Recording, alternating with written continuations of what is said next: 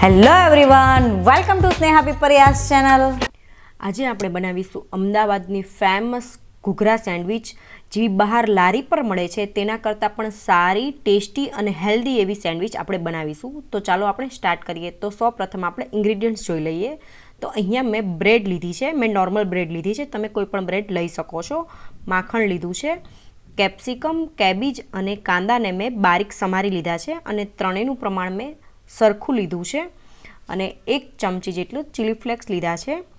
2 ચમચી જેટલો સેન્ડવિચનો મસાલો લીધો છે, તેની જગ્યાએ તમે ચાટ મસાલો પણ લઈ શકો છો.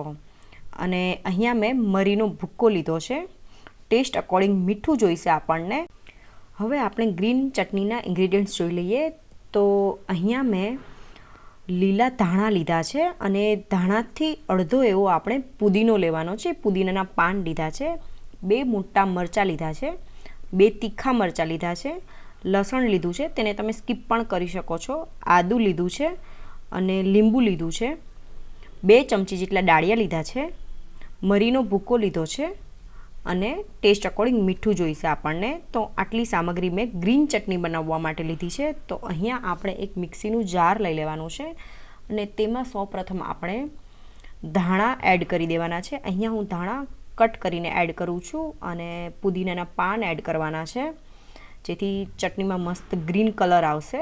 અને અહીંયા મેં 2 મોટા મરચાં લીધા છે, તેના બીજ આપણે ચટણીમાં એડ નથી કરવાના. અને આ મરચાંથી આપણી ચટણી થીક થશે. અને આદું લઈ લીધું છે, જેની છાલ મેં કાઢી લીધી છે. અને લસણ લીધું છે. લસણ નાખવાથી ચટણીમાં એક અલગ જ ફ્લેવર આવશે. 2 ચમચી જેટલા દાળિયા લીધા છે અને ટેસ્ટ અકોર્ડિંગ તમે તીખું મરચું એડ કરી શકો છો. તો અહીંયા મેં 2 જેટલા લીલા મરચાં લીધા છે. બારીક મરીનો ભૂક્કો લીધો છે અને ટેસ્ટ અકોર્ડિંગ મીઠું એડ કરવાનું છે અને લીંબુ એડ કરવાનું છે. લીંબુ એડ કર્યા પછી લાસ્ટમાં આપણે અડધી ચમચીથી પણ ઓછું એવું આખું જીરું એડ કરવાનું છે. અને હવે આપણે આ બધી સામગ્રીમાં થોડું એવું પાણી એડ કરવાનું છે અને મિક્સીનું જાર બંધ કરીને તેને ગ્રાઇન્ડ કરી લેવાનું છે. તો ગ્રાઇન્ડ કર્યા પછી તમે જોઈ શકો છો કે સરસ એવી ગ્રીન ચટણી આપણી રેડી છે. તો આપણે આ ચટણીને થોડીક થીક જ રહેવા દેવાની છે, બહુ આછી નથી બનાવવાની. હવે આપણે સેન્ડવિચના સ્ટફિંગ માટેનો મસાલો રેડી કરી લેવાનો છે. તો અહીંયા એક મોટા બાઉલમાં કેપ્સિકમ, કાંદા અને કોબીજ જે મેં ઝીણું સમારીને રાખ્યું છે તે એડ કરી દેવાનું છે. અને હવે આપણે તેમાં થોડા એવા લીલા ધાણા એડ કરવાના છે. અને 1 ચમચી જેટલી ચીલી ફ્લેક્સ, 2 ચમચી જેટલો સેન્ડવિચનો મસાલો, તેની જગ્યાએ તમે ચાટ મસાલો પણ લઈ શકો છો. અને અડધી ચમચીથી પણ ઓછો એવો મરીનો ભૂક્કો એડ કરવાનો છે. અને ટેસ્ટ અકોર્ડિંગ મીઠું એડ કરી દેવાનું છે. અને આ બધી વસ્તુને આપણે મિક્સ કરી દેવાનું છે. સેન્ડવિચનો મસાલો રેડી છે.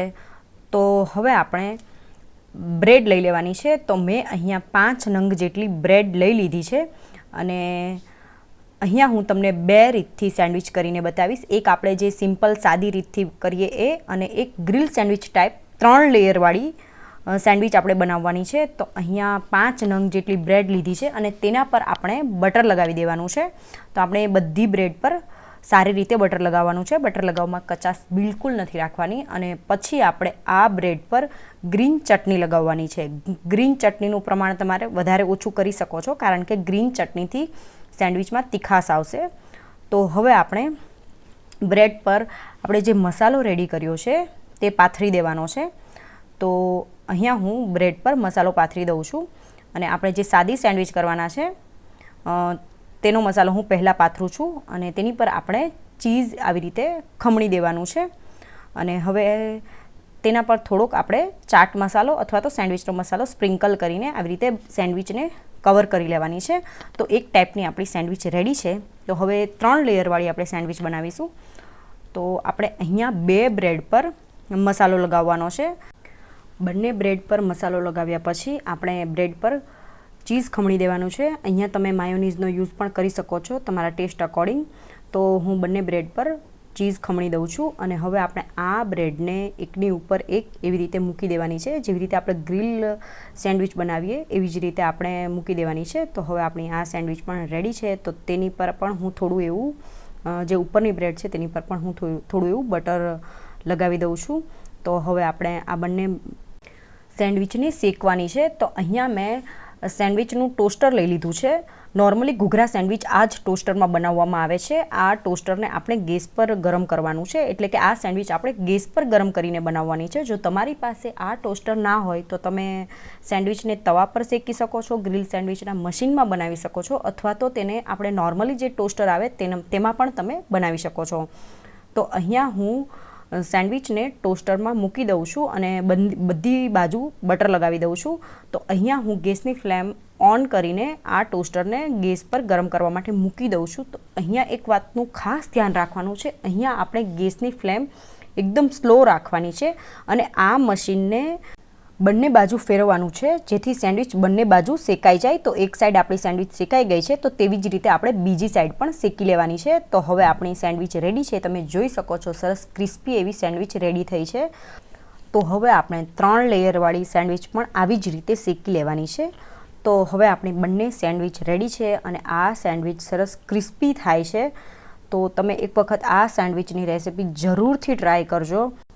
તો બહાર લારી પર મળે તેના કરતાં તો ક્યાંય સારી, હેલ્ધી અને ટેસ્ટી એવી ઘૂઘરા સેન્ડવિચ આપણી રેડી છે અને એકદમ ઇઝી છે બનાવવામાં.